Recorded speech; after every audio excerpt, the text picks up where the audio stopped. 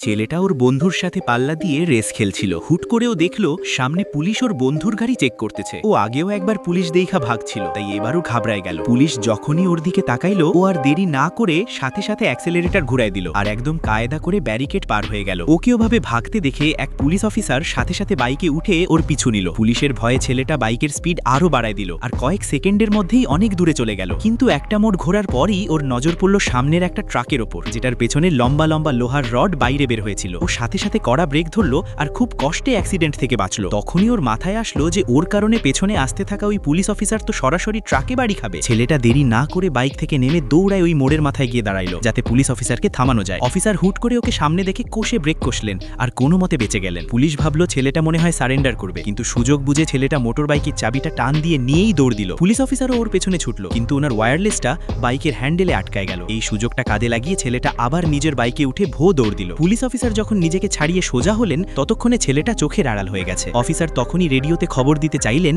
কিন্তু হঠাৎ ট্রাকের ওই রডগুলোর দিকে ওনার নজর গেল। ওই মুহূর্তেই উনি বুঝতে পারলেন যে ছেলেটা আসলে পালাচ্ছিল না, ও ওনার জান বাঁচানোর চেষ্টা করছিল। তাই পুলিশ অফিসার আর ওর পেছনে না গিয়ে ওকে যেতে দিলেন।